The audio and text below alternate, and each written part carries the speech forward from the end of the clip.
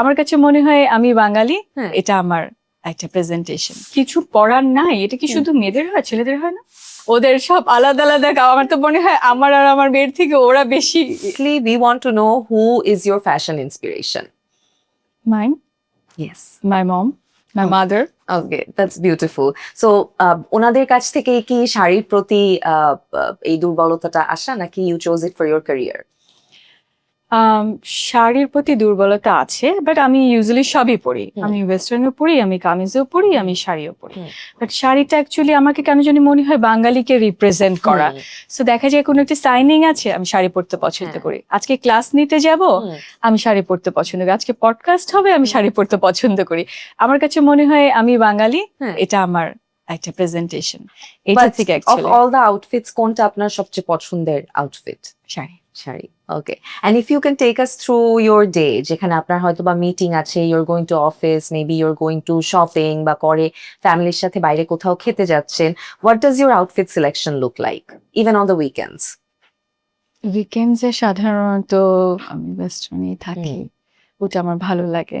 দাওয়াত টাওয়াত থাকলে kameez and sari both চলে, বাট অফিসিয়াল কোনো এঙ্গেজমেন্ট থাকছে তখন আমি শাড়িটাকে প্রেফার করি।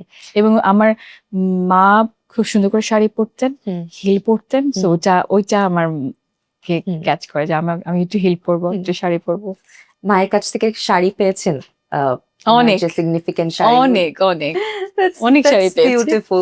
তো অনেক সময় we women complain, and I think এটা আমি এমন কোনো ফিমেল পার্সোনালিটি নাই আমার লাইফে যার কাছ থেকে এই কমপ্লেইনটা শুনিনি, যে কোথাও বের হতে গেলে কিচ্ছু পরার নেই, কিচ্ছু পাচ্ছি না, কি পরবো? It becomes a huge question. Is it the same for you, or do you plan it out all the time? না আসলে you always find what you want to wear? না, প্ল্যান করে রাখেন? না, প্ল্যান করে রাখি না। এই জন্য আমি শাড়িটাকে সিলেক্ট করি যে আমার শাড়ির সাথে আমি এনি ব্লাউজ দিয়ে পরে ফেলি। আমার অত মাথায় ঘামাতে হয় না যে আমি জাস্ট কি পরবো, যেমন এটা কিন্তু এটা না, কিন্তু কেউ ধরতে পারবে না। আমিও বুঝতে পারি না সেটা না বলতে। সকাল থেকে আমার সাথে যেগুলো কাজ করছে পিচিগুলো আছে, আল্লাহ এটা কবে কবে পরে এমসি না, এটা আগেরটার আরেকটা বলকে জীবনেও না, এটা এমসি না, এটা না, নো ওয়ান কুড টেল। এটা এই জন্য আমি শাড়ি পিক করি, আমার খুব মজা লাগে। কিছু পড়ার নাই, এটা কি শুধু মেয়েদের হয়, ছেলেদের হয় না?